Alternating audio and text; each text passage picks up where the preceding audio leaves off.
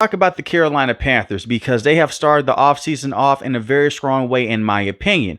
They had discussions with Milton Williams about bringing him in. He's the big defensive tackle that used to play for the Philadelphia Eagles. He had 5 sacks on the year. He is not a good run stopper, but he's an excellent pass rusher at the interior defensive tackle spot. They came down to agreement. Now, I want to emphasize this. None of these deals can be signed until Wednesday. He changed his mind. He will now play for the New England Patriots. So at that time, if you're a Carolina Panthers fan, because Twitter was down at the time, you may go to Instagram or you just maybe saying this to a friend. A lot of Panther fans, they were upset. They're saying, oh, here we go again. This is going to happen to us. We're not going to walk out with any good free agents. Only for the next couple of hours to work into the favor for the Carolina Panthers. This video will cover the free agents that they brought in on day one and why their defense should take a major step forward, but I still do have a lot of problems with this organization as a whole. But I do want to start off with Pat Jones, a very good pass rusher from the Minnesota Vikings. He has 7 sacks on the season. Do not expect for him to come over to the Carolina Panthers and to be the #1 pass rusher. They should still try to get a pass rusher in the first round.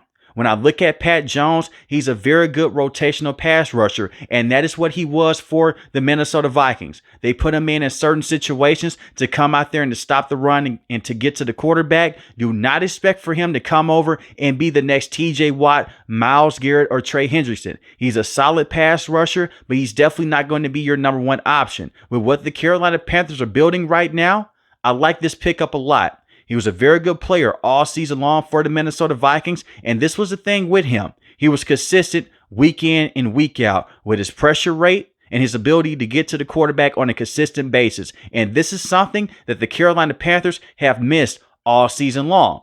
The safety room was a huge cause of concern from this previous season. You still have Xavier Woods on this roster, but they're going to fully just go out there and clear out the entire safety room. And you have Jordan Fuller. They bring in Trayvon Mooring from the Las Vegas Raiders. He is a very good safety in terms of playing the football and making tackles in space. 2 interceptions on the year, 64 solo tackles, 10 pass deflections. So these are players that fits Coach EJ's system.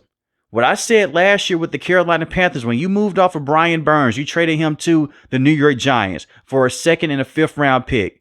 You moved off with Dante Jackson. You traded him to the Steelers to bring in Deontay Johnson. You're really going out there at the time. You're sacrificing some of those star defensive pieces to bring in some offensive help and to go out there and bring in some more draft capital. So the defense took a major step back without having those key players. Now, did those key players make or break this defense? No. But you need to have a veteran presence by going out there and bringing in Jadeveon Clowney. Bringing in DJ Wonnum, that was not going to get it done. And I look at Jadeveon Clowney, he's older. He's never been a star pass rusher. He's never been a #1 option. A few years back, he did have 9.5 sacks with the Baltimore Ravens. Everyone had a career year that year with the Baltimore Ravens. That is how great that system was with Mike McDonald. And we have seen a lot of players leave the Baltimore Ravens since then. They have not had the same success with other teams that they had with the Baltimore Ravens at the time. And it's not me saying that Jadeveon Clowney is a bad player. These are all facts here.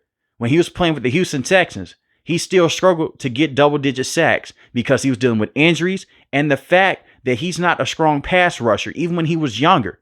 J.J. Watt, he played alongside him, one of the best defensive players in the last decade. And you can't get double-digit sacks when you're playing alongside him? And the pressure rate isn't that high? Solid run stopper, but this stage of his career, you could do better. And I like DJ Wonnum. He missed a good portion of the season dealing with an injury. But when I look at DJ Wonnum, he can be a guy that can go out there on a consistent basis. He can get to the quarterback with Pat Jones. He had 4 sacks on the year, 1 forced fumble, and the defense did look better when he was on the field. And I go back to a couple of games this year. You look at Patrick Mahomes. He's running his way straight into field goal range. You look at that game against the Philadelphia Eagles. They're running the football down your throat over and over again. You couldn't stop the run, and you could not stop scrambling quarterbacks. Now you have Pat Jones. He can keep up with some of those quarterbacks. You have DJ Wonnum. You have those veteran players on the outside that can get to the quarterback and just keep them behind the line of scrimmage. And now you have a very good safety in Trayvon Mooring. Something that the Carolina Panthers have been looking for a very long time is a solid, consistent safety. And hopefully he can be that for the Carolina Panthers. But it's more than just bringing in those players. You also bring in Tershawn Wharton, very good football player from the Kansas City Chiefs. Now, you may not know who he is. He has 6.5 sacks this previous season with the Kansas City Chiefs. Once again, he's a rotational defensive tackle, but he's more so known for stopping the run. This was a career high in sacks. Now, he got to play alongside Chris Jones. He got to play alongside a very good pass rusher in George Karlaftis. So don't expect for him to come over to the Carolina Panthers and get 6.5 sacks again. But he will be playing alongside Derrick Brown, who is one of the best defensive tackles in the game. And Derrick Brown can eat up space. And Derrick Brown missed majority of last season dealing with a torn meniscus. You have both of these guys on the field that can go out there and they can make a huge difference in the run game. And this is the one thing that Dan Morgan said that he wanted to do. Bring in some more defensive players. Bring in some guys in the front seven to control the line of scrimmage and to stop the run. That was pretty apparent. You let over 2,000 rushing yards happen on your neck for the entire season. Every single team went out there with the same game plan. Run the football down the Carolina Panthers' throat over and over again. And when you stack the box, you work it to play action, it made it harder for those players in the secondary to hold up. So getting in those extra pieces up front should most definitely help out the Carolina Panthers. Now look at the linebacking core. Shaq Thompson, do you want to bring him back?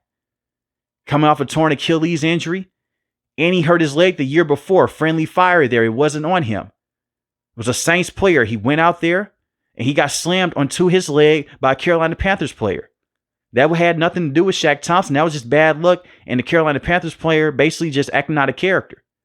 So Shaq Thompson has dealt with a lot of injuries over the last 2 years. But before those injuries started to really pile up on his body, he was a solid linebacker replacement for Luke Kuechly. Now, he's no Luke Kuechly, but he's done the best that he can. Eventually, you have to attack this position also. Trayvon Wallace, I think there's upside there. He has some good moments. He has some bad moments also. But he was never supposed to be the starter this season. But you have Shaq Thompson. You can bring him back who in a veteranship role. You just re-signed Michael Jackson to a 2-year deal. I think that he's a solid cornerback. Michael Jackson is not one of the best corners in the NFL, but he's a very solid number 2. He's not a true lockdown cornerback, but you can do worse at this position. You have J.C. Horn. Now, this is the most intriguing deal of the day. 1 interception on the season, 13 pass deflections. He is a very good cornerback. He's dealt with injuries in the past. Right now, he's getting paid $100 million for the next 4 years. You can say that it's an overpay. It's not coming out of my pocket. As long as you keep your star players, that's all that I care about.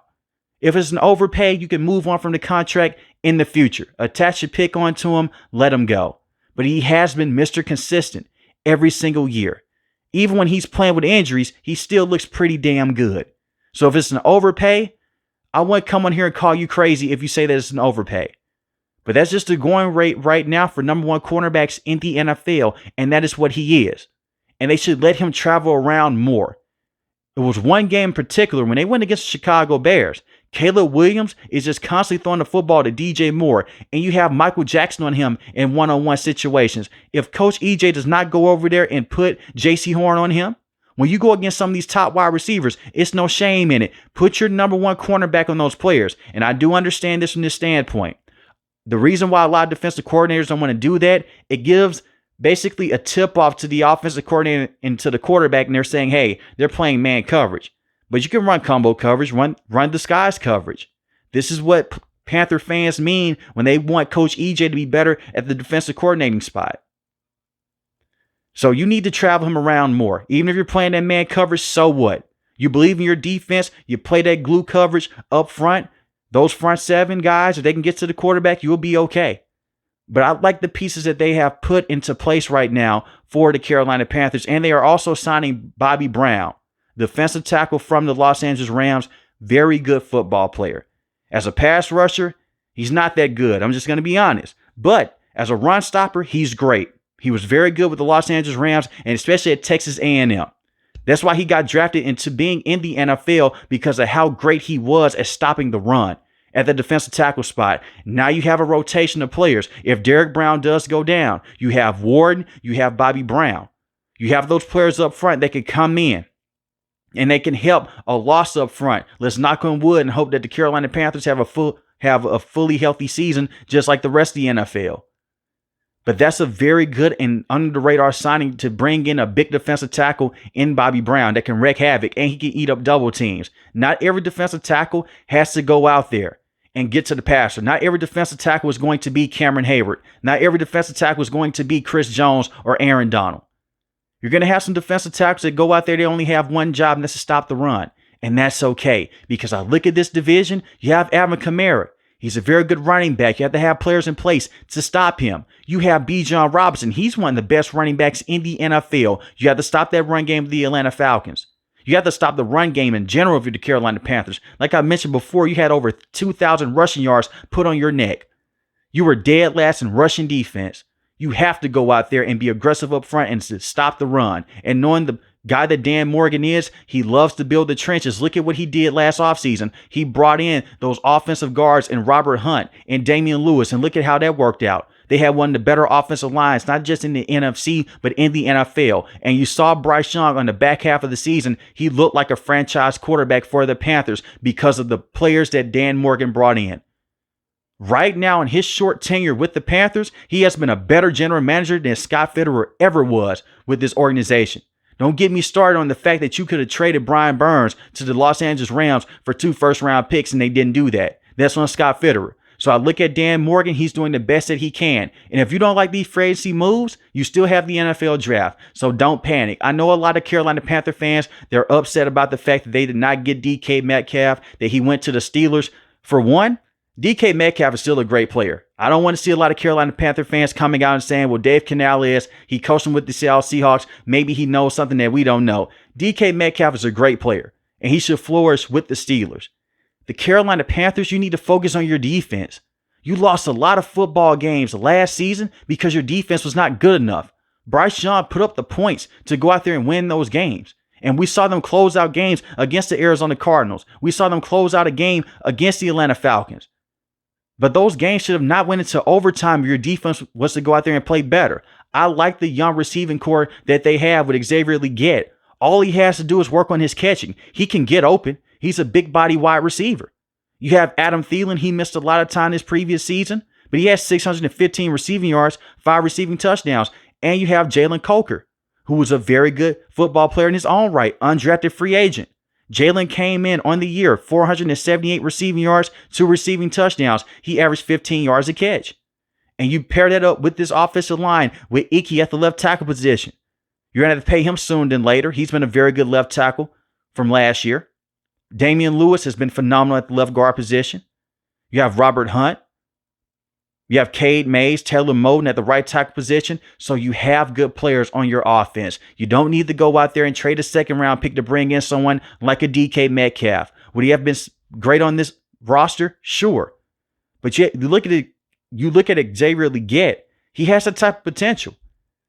He can get open down the field with his speed. It's just his hands. He had a major drop multiple times throughout the year against the Philadelphia Eagles, against the Kansas City Chiefs. He had a play that did not go into his favor against the New Orleans Saints. You clean that up with him. You stick with him. You give him that confidence. You let them grow. And don't forget about Bryce Young. Even though this defense was awful last year, Bryce Young did not start the season off hot until he got benched in favor of Andy Dalton. And then you saw Bryce Young be able to bounce back. I think that Bryce Young still has a lot to prove. Can he do it on a consistent basis week in and week out? But I think that Bryce Young will be the franchise quarterback for the Carolina Panthers. Dave Canales is still growing into his own as a head coach. But if those two can figure things out with Bryce Young and Dave Canales and this defense wakes up, they could be a tough team to beat in this division over the next few years. You look at the New Orleans Saints right now. They're not in a good spot with Derek Carr. The Tampa Bay Buccaneers, you may not want to hear this. They are the team to beat right now in this division. With and without Tom Brady, the Tampa Bay Buccaneers, they're just a very good ran organization right now. You look at the Atlanta Falcons with Michael Penix Jr. They're trying to win as many football games as possible. They still have Kirk Cousins on their roster. They can move him off for a late round pick. They can make a lot of adjustments with their roster. But right now, with how the Carolina Panthers ended last season, they're going to be red hot throughout this entire offseason. Going to the first round, draft an edge rusher, a younger guy that could come off the edge. You can use him in a rotation to get to the quarterback. And that should be the formula for the Carolina Panthers. A bunch of players up front. Do not depend on just one person to help you out on the defensive side of the ball. And if their defense does not get any better for this upcoming season, you can move off of Coach EJ. But I'm going to tie my name to this. I still think that Coach EJ can be a very good defensive coordinator in the NFL with the right pieces. Some of his key defensive guys, they were traded away. They didn't bring them back. We've seen him have some good moments in the past with the Carolina Panthers. Now, the rushing defense in the last 2 years has not been particularly good. 2 years ago, their passing defense was a top passing defense in the NFL. Their rushing defense, 26th and then 32nd. That's not good enough. He has to be better with the gap responsibilities, with the adjustments. And if he's not going to make those adjustments, he's not going to have a job at the Carolina Panthers very long. But this was just a defensive coordinator that was taking head coaching interviews over a year ago. But let me know in the comment section below how you feel about the Carolina Panthers bringing in those players, and how do you feel about them signing J.C. Horn to a 4-year deal worth $100 million. If you're new to the channel, hit the subscribe button. If you like the video, hit the like button. Most importantly, want each and every last one of you guys stay safe, stay positive. Thanks for the video, guys. God bless. Peace.